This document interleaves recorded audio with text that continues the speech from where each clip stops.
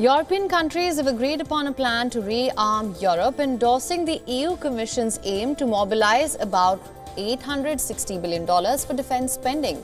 This development marks a significant shift in geopolitics, driven by Trump's stance on Europe's defense. While Russia has rejected all temporary ceasefire ideas floated by Ukraine, France and Britain, EU leaders decided to boost the bloc's defenses at a crisis summit in Brussels and rallied around Ukraine amid the prospect of disengagement.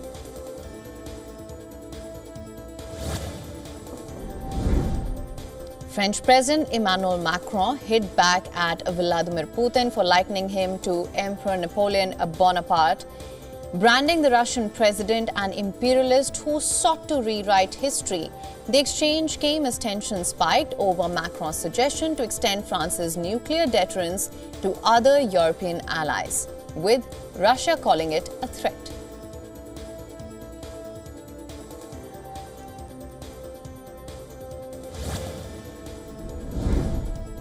Amidst uncertainty over the next phase of the ceasefire between Israel and Hamas in Gaza, the United States has reportedly proposed a deal to Hamas involving a 60-day ceasefire in exchange for 10 living hostages. While Hamas is yet to respond to the American proposal, reports indicate that Israel was kept in the dark in these negotiations. Slamming his predecessor, Biden, for failing to secure hostage release, Trump argued that negotiating was key to getting out the remaining hostages.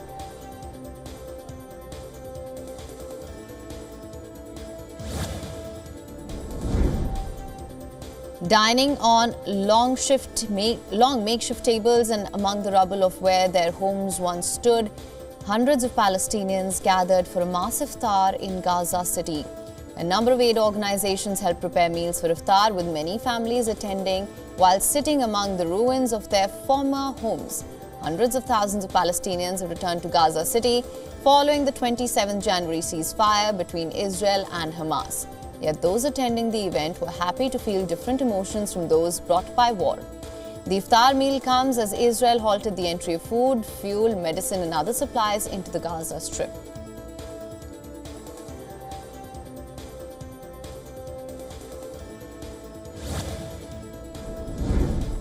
Violence erupted in Syria, with over 70 people killed and dozens wounded in fighting between government security forces and militants loyal to deposed ruler Bashar al-Assad. Syrian Observatory for Human Rights said that the fierce fighting is underway in the coastal areas in the country's northwest. Latakia and Jabli have seen the most violent attacks against the new authorities since Assad was toppled in December.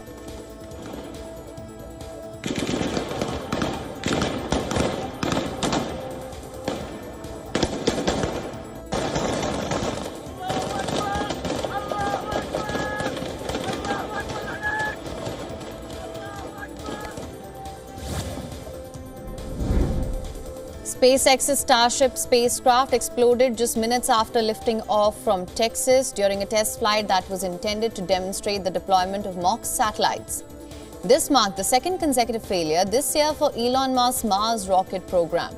Several videos on social media show debris streaking through the dust skies near South Florida and the Bahamas after Starship's breakup in space, which occurred after a SpaceX live stream of the mission showed it tumbling uncontrollably. That's filming. Amazing, yeah?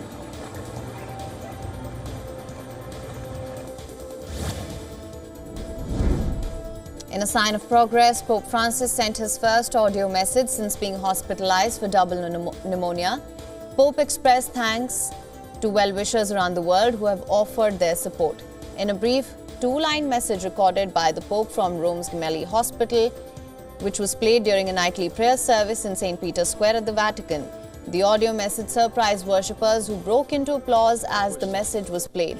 The audio message came shortly after the Vatican said that the 88-year-old pontiff remained stable and did not have any new episodes of respiratory crisis.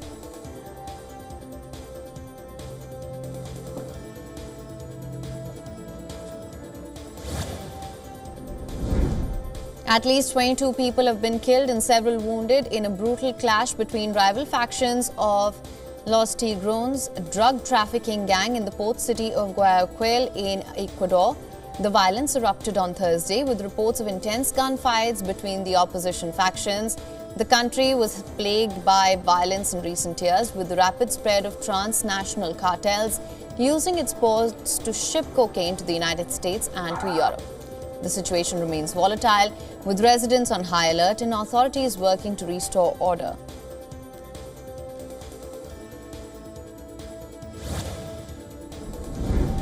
Taiwan's defense ministry reported that 11 Chinese balloons were detected near the island, along with 5 Chinese aircraft and 6 warships. The surge in balloons comes after Taiwan recorded 45 Chinese aircraft near the island in a 24-hour period last week, which was the highest number this year. The increased military presence is part of China's efforts to assert its claim over Taiwan, which Beijing considers part of its territory. Taiwan, however, maintains its independence and sovereignty, with the US serving as its primary backer and arms supplier.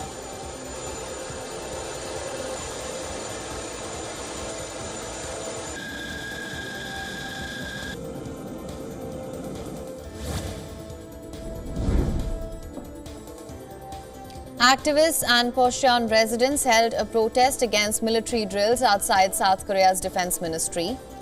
Protesters demanded a halt to military drills after a fighter jet accidentally dropped 8 bombs during a joint military exercise with the United States. The incident has left more than a dozen people injured, prompting authorities to launch an investigation.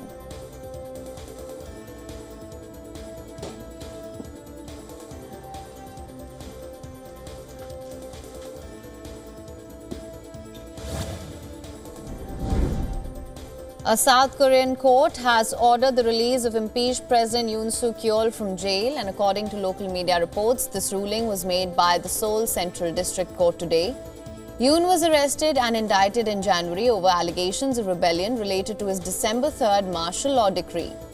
Yoon's lawyers had demanded his release from jail, arguing the investigation was conducted illegally.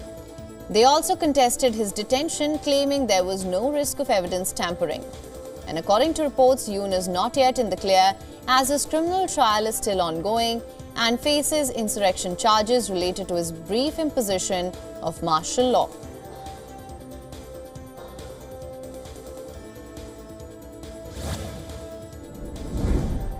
Firefighters in northern Japan are working to fully extinguish a massive wildfire that ravaged a charred forest near the city of Ofinato. Although the blaze has been largely contained thanks to recent rainfall, crews are still tackling smoldering trees and ground. The wildfire, which began over a week ago, is considered Japan's worst in more than 50 years. It forced over 4,500 residents to evacuate their homes.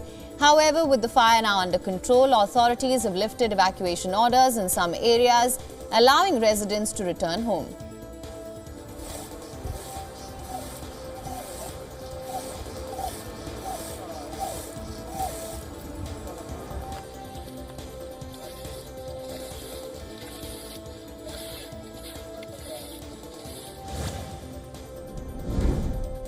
Kenya has ordered TikTok to remove sexual content involving minors, and Kenya's move comes amidst a BBC investigative report accusing TikTok of profiting from sexual live streams performed by Kenyan teenagers as young as 15.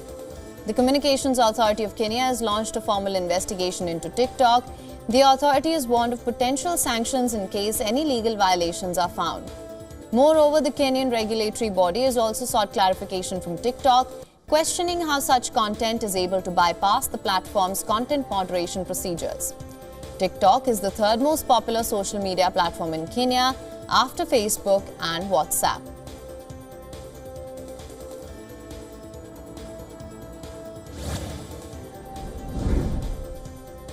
Moving on to another TikTok-related news, Albania has banned TikTok for a year amid child safety concerns. Albania has accused the Chinese video-sharing platform of inciting violence and bullying, especially among children.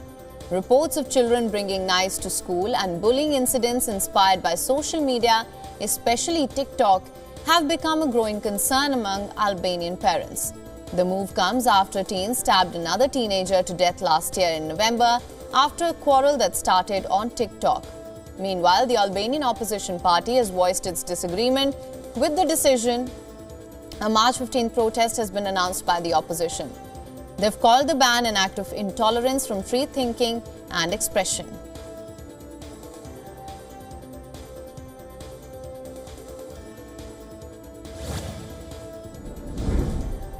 Meta is all set to launch its facial recognition tool in Britain, the European Union and South Korea. The tool has been designed specifically to detect scam ads using celebrity images. Meta has announced that in the coming weeks, public figures in Britain, EU and South Korea will be receiving notifications to opt in to a celeb bait protection tool. Fake adverts featuring doctored images of celebrities are widespread on social media, often luring users into sharing personal information or sending money. If a public figure enables Meta's new feature, the system will scan their profile picture and compare it against faces in suspected fake advertisements. If a match is found and misuse is confirmed, the ad will automatically get blocked. Meta also announced integration of facial recognition into its account recovery process for all users. This will allow opt-in users to verify their identity with a short video if their account is locked. Meta had previously halted facial recognition on its platforms in 2021 over privacy concerns. But last year in October, the company said it would be reinstating the technology to combat deceptive ads.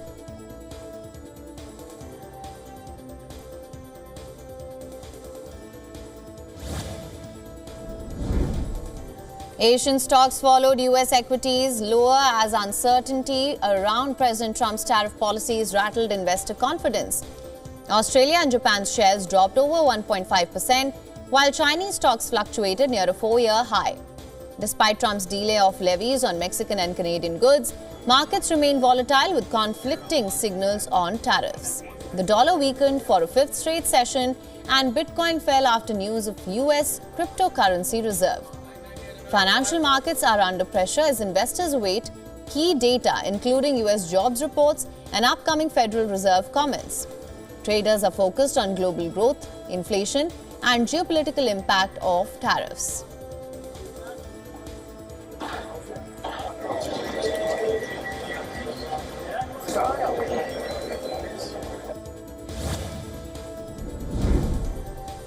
US President Donald Trump has delayed a portion of tariffs imposed on Canada and Mexico. Despite the delay, the White House confirmed that 62% of Canadian imports and nearly half of Mexican imports will still be subject to levies, mainly on energy products at lower 10% rate. The suspension will last until the 2nd of April, when Trump has warned that new reciprocal tariffs could be imposed. The tariff dispute unfolds as US trade deficits surged 34% in January. This marks the largest monthly trade gap on record since 1992, Meanwhile, the stock market remains volatile despite Trump's partial rollback. Wall Street extended losses. Analysts warned that prolonged trade uncertainty could dampen business confidence and weigh on economic growth.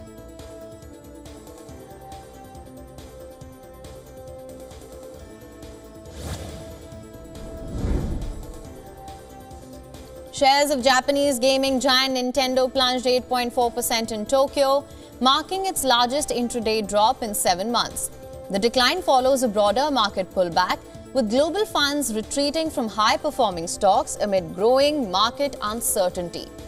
Despite a 23% rise in Nintendo's stock this year, nearly half of its shares are held by foreign investors who are now liquidating positions in the Japanese equities. Other gaming stocks, including Sony and Konami, also saw significant losses.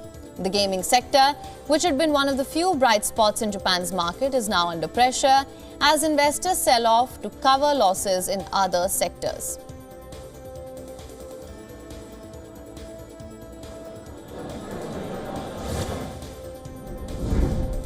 Oil prices are on track for their biggest weekly decline since October due to growing concerns over US tariff uncertainty and rising global oil supply. Brent futures rose 0.24% on Friday, while US West Texas Intermediate gained 0.18%. However, both benchmarks are set for weekly declines of around 5%. The fluctuating US trade policies, including tariff delays on Canadian and Mexican goods, have created market volatility, impacting oil demand expectations. Additionally, the OPEC decision to increase output is adding pressure, contributing to fears of an oversupply. US efforts to curb Iranian oil exports have offered some support, but risk to oil prices remain tilted to the downside.